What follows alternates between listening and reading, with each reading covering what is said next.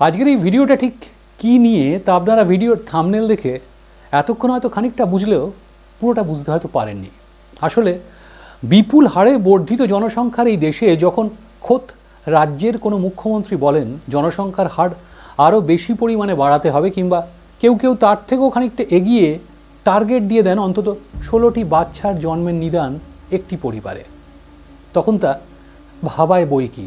দেখুন, আমরা একটা স্বাধীন রাষ্ট্রের নাগরিক, স্বাভাবিকভাবেই আমাদের গণতান্ত্রিক পরিকাঠামোয় এ ব্যাপারে সিদ্ধান্ত নেওয়ার অধিকার রয়েছে প্রতিটি নাগরিকেরই।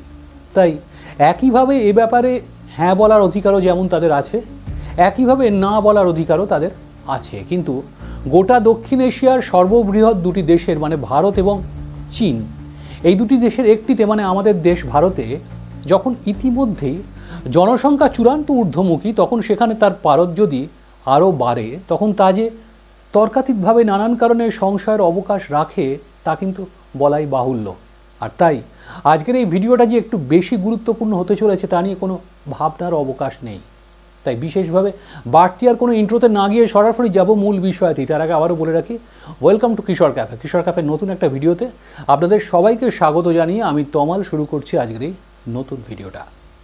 2022 সালের শেষ নাগাদ ওয়ার্ল্ড পপুলেশন রিভিউয়ের তথ্য বলছে ভারতের জনসংখ্যা। ওয়ার্ল্ড পপুলেশন রিভিউয়ের তথ্য বলছে ভারতের জনসংখ্যা পৌঁছেছে কতই জানেন? 141,70,00,000। আর ওই একই সময়ে চীনের জনসংখ্যা ছিল 141,20,00,000। পরবর্তী সময়ে রাষ্ট্রপুঞ্জের জনসংখ্যা সমীক্ষা বলছে বর্তমানে ভারতের মোট জনসংখ্যা 142,86,00,000। অন্যদিকে চীনের জনসংখ্যা 142,57,00,000, যার অর্থ ইতিমধ্যেই উপমহাদেশের জনসংখ্যা নিরিখে একদা সর্বোচ্চ স্থানে থাকা চীনকে টপকে প্রথম স্থানে পৌঁছেছে কে না আমাদের দেশ ভারতবর্ষ। আর এই মুহূর্তে ভারতের প্রায় অর্ধেক জনগোষ্ঠীর বয়সসীমা হচ্ছে 30-এরও নিচে। যদিও বিশ্লেষকরা বলছেন আপাতত ভারতের জনসংখ্যা বৃদ্ধির হার কম হলেও এই জনসংখ্যা নিয়ে এই বেকারত্ব সংকটে পড়তে চলেছে বা পড়তে পারে আমাদের দেশ। তবে এখানেই শেষ নয়, কারণ তাদের ধারণা আগামী 2050 সালের মধ্যে ফের বিপুল হারে বাড়তে পারে এই দেশের জনসংখ্যা। আর তাহলে কি হবে? আর সেটা হলে প্রথমেই যেটা হবে তা হচ্ছে বেকারত্ব ভয়ঙ্কর আকার ধারণ করতে পারে বলে সেটা বলাই বাহুল্য। কিন্তু সেদিকে কি সত্যি আদৌ আমাদের কারুর হুঁশ আছে? যেখানে বিশ্ব মানচিত্রে প্রায় সব দিক থেকে এগিয়ে থাকা প্রথম বিশ্বের আমেরিকার মতন দেশের জনসংখ্যা মাত্র 34 কোটি, দীর্ঘদিন ধরেই বিশ্বের সর্বাধিক জনবহুল দেশের তকমা পাওয়া চীন এক সন্তান নীতির ওপর জোর দেওয়ার পরেই সে দেশে জনসংখ্যা কমতে শুরু করেছে, কমতে থাকে আর কি। 6 দশক পরে প্রথমবারের জন্য চীনের জনসংখ্যা বৃদ্ধির হার শুধু থমকেই যায়নি, অস্বাভাবিকভাবে কমতেও থাকে। তথ্য বলছে ভারতেও জনসংখ্যা বৃদ্ধির হার থমকে গিয়েছে। 2011 সালের পর এদেশের জনসংখ্যা বৃদ্ধির হার 1.2% থমকে গিয়েছে, যা আগে ছিল 1.7%। আর ঠিক এখানেই প্রশ্ন, তাহলে এমন একটা গৌরবজনক মুহূর্ত থেকে কেন তাকে বিপদের দিকে ঠেলে নামানোর চেষ্টা করছেন কিছু মানুষের ভুল সিদ্ধান্ত? হ্যাঁ, করছেন অন্ধ্রপ্রদেশ বা তামিলনাড়ুর মতন কিছু রাজ্য, এবং যা এখনও না করলেও করার কথা হয়তো ভাবছেন। তাহলে কি ভয়ঙ্কর পরিস্থিতি তৈরি হতে পারে জানেন? কেন বলছি কথাটা তবে শুনুন। গত বছর মানে 2024 সালে রাজ্যের বিধানসভায় অন্ধ্রপ্রদেশ পঞ্চায়েত রাজ সংশোধনী বিল এবং অন্ধ্রপ্রদেশ পুরসভা সংশোধনী আইন বিল পাস হয়। আর এই দুটি বিল পাস হতেই বদলে যায় 1994 সালে তৎকালীন কংগ্রেস শাসিত সরকার দ্বারা অন্ধ্রপ্রদেশ বিধানসভায় 2 সন্তান বিষয়ক বিল পাসের ধারাটি। সেই ধারাটি কি বলতো? সেই ধারাটি বলতো তখন থেকে 2-এর বেশি সন্তান থাকলে সে বা তিনি অন্ধ্রের পুরসভা বা পঞ্চায়েত নির্বাচনে প্রতিদ্বন্দ্বিতা করতে পারতেন না। জনসংখ্যার উপর নিয়ন্ত্রণ আনতেই এই সিদ্ধান্ত নিয়েছিল তৎকালীন সরকার। কিন্তু এবার সেই নিয়মে বদল আনার পথে এগিয়ে চললেন কে না চন্দ্রবাবু নাইডুর নেতৃত্বাধীন টিডিপি সরকার। চন্দ্রবাবু এবারের অন্ধ্রের মুখ্যমন্ত্রী হওয়ার পর সেই সময় থেকেই এ বিষয়ে পদক্ষেপ নেওয়া শুরু করে দিয়েছেন। গত অগস্টের মন্ত্রিসভার বৈঠকে এই নিয়ম বদলে ফেলার সিদ্ধান্তও নিয়েছিলেন তিনি। তার মনে হয়েছে কিনা রাজ্যের জনসংখ্যায় ভারসাম্য রাখতে এবং আর্থসামাজিক প্রয়োজনের কথা বিবেচনা করে 3 দশক ধরে চলে আসা নিয়ম বদলের এবার প্রয়োজন আছে। আর ওই বৈঠকের পরপরই অন্ধ্রের তথ্য জনসংযোগ মন্ত্রী কলসু পার্থসারথী জানান, দেশে মহিলা পিছু প্রসবের হারের তুলনায় অন্ধ্রপ্রদেশের হার অনেকটাই কম। হ্যাঁ, দেশে মহিলা পিছু প্রসবের হারের তুলনায় অন্ধ্রপ্রদেশের হার অনেকটাই কম। কীরকম? যেখানে দেশে মহিলা পিছু প্রসবের হার যেখানে 2.11, সেখানে অন্ধ্রে মহিলা পিছু প্রসবের হার 1.5। সুতরাং জনসংখ্যা বৃদ্ধির লক্ষ্যে পরিবারগুলিকে আরও সন্তান ধারণের ডাক দিয়েছেন অন্ধ্রপ্রদেশের মুখ্যমন্ত্রী তেলেগু দেশম পার্টির নেতা চন্দ্রবাবু নাইডু। আর তারপরেই দলনেতার দেখানো সেই পথেই হাঁটলেন টিডিপির আর এক সাংসদ আপ্পালা নাইডু। তিনি কি জানিয়েছেন? তিনি জানাননি, তিনি সোজা ঘোষণা করে দিয়েছেন তৃতীয় সন্তানের জন্ম দিলেই প্রত্যেক প্রসূতিকে পুরস্কার দেওয়া হবে। কন্যা সন্তানের ক্ষেত্রে দেওয়া হবে এককালীন নগদ 50,000 টাকা। আর যদি ওই মহিলা পুত্র সন্তান প্রসব করেন, এবার ব্যাপারটা আরও ইন্টারেস্টিং, তাহলে তাকে 50,000 টাকার সঙ্গে কি দেওয়া হবে জানেন? একটা গরুও উপহার হিসেবে দেওয়া হবে। আন্তর্জাতিক নারী দিবস উপলক্ষে রাজ্যের বিজাঙ্গারমে আয়োজিত এক সভায় আপ্পালা এই ঘোষণা করেন। অবশ্য তিনি এও জানিয়েছেন এই উপহার তিনি তার নিজস্ব বেতন থেকেই দেবেন। আর সাংসদের এই প্রস্তাব খুব দ্রুত সমাজ মাধ্যমে সোশ্যাল মিডিয়ায় ছড়িয়ে পড়ে। অনেকে তাদের এই প্রস্তাবকে বৈপ্লবিক বলেও মনে করেন। কিন্তু প্রশ্ন হচ্ছে, হঠাৎ এমন এক অদ্ভুত সিদ্ধান্ত কেন? কিছুটা পরিসংখ্যানগত যুক্তি দিয়ে তারা জানাচ্ছেন, যেখানে উত্তরপ্রদেশ এবং বিহারের মতন রাজ্যগুলিতে জনসংখ্যার গড় বয়স অনেক কম, সেখানে দক্ষিণ ভারতে বয়স্কদের সংখ্যা ইতিমধ্যেই বেশ বাড়ছে। আর তাই এর সমাধান হিসেবে জনসংখ্যা নিয়ন্ত্রণের পরিবর্তে দীর্ঘমেয়াদী জনসংখ্যা বৃদ্ধির ব্যবস্থা এবং প্রয়োজনীয়তার উপরেই জোর দিয়েছেন মুখ্যমন্ত্রী। এবার তো তিনি সন্তান উৎপাদনে উৎসাহ দেওয়ার জন্য আইন তৈরির চিন্তাও করছেন। এমনকি তিনি এও ঘোষণা করেছেন, রাজ্যে সন্তান প্রসবের সময় সমস্ত মহিলা কর্মচারীর জন্য সন্তান সংখ্যা নির্বিশেষে মাতৃত্বকালীন ছুটি মঞ্জুর করা হবে, যা আগে 2 সন্তান অবধি সীমিত ছিল। এবার তা হয়তো হয়ে যাবে অজস্র, আনলিমিটেড।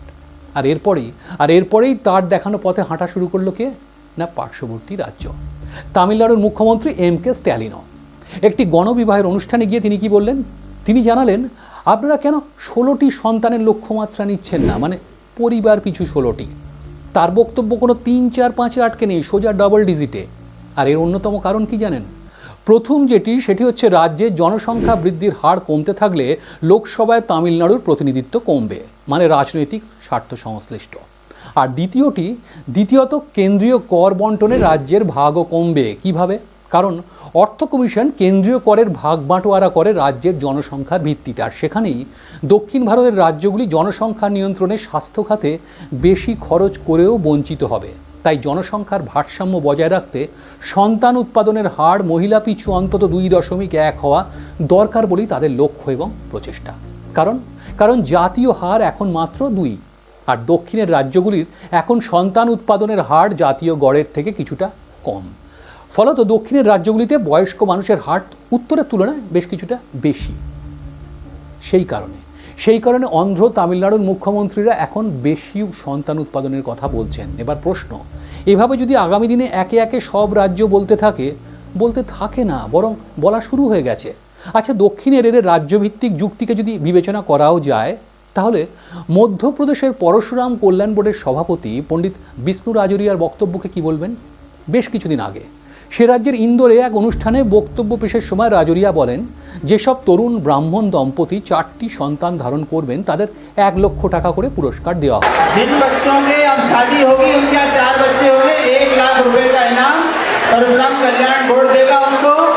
পণ্ডিত বিষ্ণু রাজোরিয়ার এমন ঘোষণায় বিতর্ক দানা বেঁধেছিল। শোনা যায় তরুণ দম্পতিদের অধিকাংশই নাকি তাকে বলেছিলেন যে সন্তানদের একটা ভালো মানের শিক্ষা ব্যবস্থা দেওয়া আজকালকার দিনে ব্যয়বহুল হওয়ার কারণেই তারা 1 সন্তানেই মনোনিবেশ করে থাকেন। যুক্তিযুক্ত। কিন্তু এক্ষেত্রে পণ্ডিত রাজোরিয়ার কি পরামর্শ? তিনি জানিয়েছেন যে কোনোভাবে এই সমস্যার মোকাবিলা করুন, কিন্তু ওই একটা সন্তান জন্ম দিয়ে থেমে থাকলে চলবে না। সন্তান জন্ম দিতে দেরি করলেও হবে না। প্রত্যেকের এই সন্তান উৎপাদনের বেঞ্চমার্ক 4, 5 থেকে 16টা সন্তান, এসব ধরে নিয়েই বলছি, যত খুশি সন্তান হোক ভালো কথা, কিন্তু তাদের মানুষের মতন মানুষ করার জন্য তো একটা লামসাম বড় হারে পারিবারিক আয়ের দরকার, তাই তো? আর তার জন্য দরকার কর্মসংস্থানের।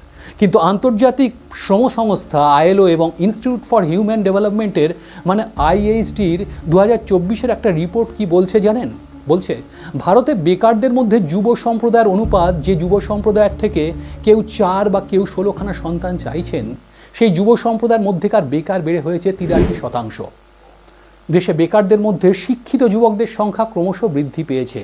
2000 সালে যে অনুপাত ছিল 54.2%, 2022 সালে সেই অনুপাত বেড়ে হয়েছিল 65.7%। আর 2024-এর রেকর্ড অনুযায়ী দেশের বেকারদের মধ্যে 76.7 জন শিক্ষিত যুবক এবং 62.2% শিক্ষিত যুবতী। তবে এক্ষেত্রে অনেকেই বলেছেন 2019 সাল অবধি বেকারত্বের পরিসংখ্যানটা কম থাকলেও তা বেড়েছে মূলত কোভিড মহামারীর পর থেকেই। ঠিকই তুলে ধরা রিপোর্টটিতে বলা হয়েছে ভারতে বেকারত্বের সংখ্যা যে ক্রমশ যুব সম্প্রদায়ের মধ্যে সীমাবদ্ধ হচ্ছে তা কিন্তু সত্যি বলার অপেক্ষা রাখে না।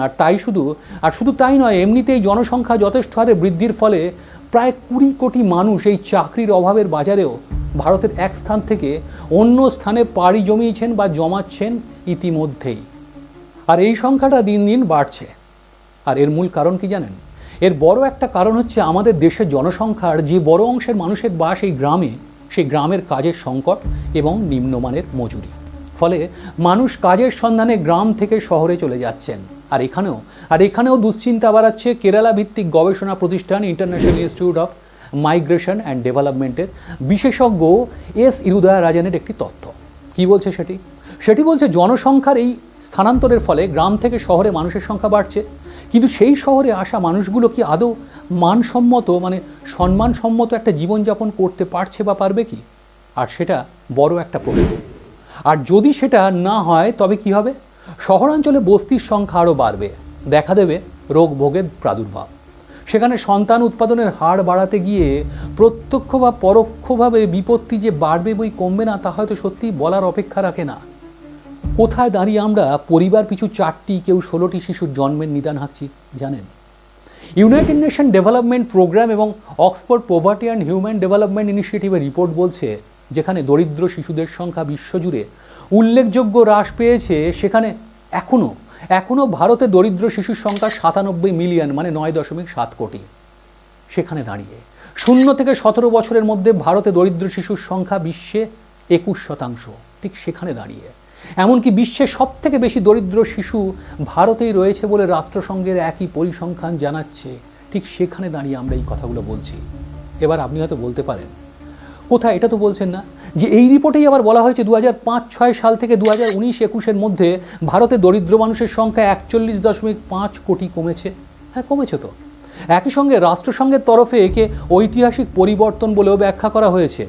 শুধু ব্যাখ্যাই করা হয়নি, এমনকি রাষ্ট্রসংঘের তরফে আশা করা হয়েছে 2030 সালের মধ্যে দারিদ্র্য দূরীকরণে ভারত বিশ্বের কাছে উদাহরণও সৃষ্টি করতে পারে।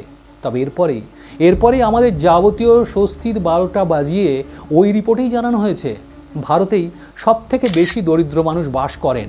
2020 সালে জনসংখ্যার তথ্যের উপর ভিত্তি করে বলা হয়েছে ভারতে সবথেকে বেশি দরিদ্র মানুষ বাস করেন। ভারতের দরিদ্র নাগরিকের সংখ্যা এত কিছুর পরেও 228.9 মিলিয়ন মানে 22 কোটিরও বেশি। রাতারাতি যা দূর করা অসম্ভব। আর দূর করতে গেলে কি করতে হবে? কি লাগবে কর্মসংস্থান। সেখানেই পিছিয়ে আমরা। তাই আপাতত উন্নতির দিকে এক পা এগোলেও 2 পা পিছিয়েই আছি আমরা দারিদ্রতা আর কর্মসংস্থানের প্রশ্নে এখনও। সুতরাং কেন্দ্রীয় সরকারের শরিক পরশুরাম চন্দ্রবাবু কিংবা স্ট্যালিনের শিশু উৎপাদনের হার বাড়ানোর এহেন মন্তব্য বা সিদ্ধান্তের পরপরই প্রশ্ন উঠেছে, তবে কি এটাই প্রধানমন্ত্রী নরেন্দ্র মোদী সরকারের লাইন অফ অ্যাকশন? কিন্তু না, দেখা যায় এর ঠিক পরপরই পরশুরামের মন্তব্য থেকে নিজেদের দূরত্ব বাড়াতে রীতিমতো উঠে পড়ে লাগে কেন্দ্রের ক্ষমতাসীন দল বিজেপিও। কারণ প্রধানমন্ত্রী নরেন্দ্র মোদী ইতিমধ্যেই দেশের জনসংখ্যা নিয়ন্ত্রণের কথা বলেছেন। গত বাজেটেই তার সরকার বলেছে জনসংখ্যা বৃদ্ধিতে রাশ টানা এবং তার চরিত্র নিয়ন্ত্রণের জন্য উচ্চ ক্ষমতা সম্পন্ন কমিটি তৈরির কথা। তাই এহেন মন্তব্যের পরপরই সেখানকার মধ্যপ্রদেশের রাজ্য বিজেপির তরফে জানানো হয় সরকার নিয়ম এবং সংবিধান অনুসারে কাজ করে। রাজরিয়া যা বলেছেন সেটা তার ব্যক্তিগত মতামত হতে পারে। সরকার বিশ্বাস করে যে এই বিষয়েতে যে কোনো দম্পতির সিদ্ধান্ত নেওয়ার স্বাধীনতা রয়েছে, এর সঙ্গে দলের কোনো সম্পর্ক নেই। যার অর্থ কেন্দ্রীয় সরকার বা নেতৃত্ব এই ব্যাপারে সায় দিচ্ছে না। কিন্তু কিন্তু নিজেদের মতন করে দলমত নির্বিশেষে শুধুমাত্র রাজনৈতিক স্বার্থে যদি এভাবেই রাজ্য স্তরে শিশু উৎপাদনের লাগামহীন মাত্রা সত্যি নির্ধারণ করা হয়, তবে সেই নবজাতকের কাছে কবি সুকান্ত ভট্টাচার্যের নিদেন পক্ষে তার বিশ্বকে বাসযোগ্য করে যাবার অঙ্গীকারও হয়তো ওই অলিক বাস্তব হয়ে থেকে যাবে। আজকের ভিডিওটা এই পর্যন্তই। খুব তাড়াতাড়ি আবার একটা নতুন ভিডিও নিয়ে চলে আসছি। তার আগে আবারও বলে যাই, ভিডিওটা ভালো লাগলে লাইক, কমেন্ট এবং শেয়ার করার পাশাপাশি চ্যানেলটা সাবস্ক্রাইব করে পাশে থাকতে প্লিজ ভুলবেন না বন্ধুরা। আপনাদের সাবস্ক্রিপশন আমাদের কাজ করার জন্য, আরও ভালো কাজ করার জন্য একটা খুব বড় মাপের মোটিভেশন। ভালো থাকবেন।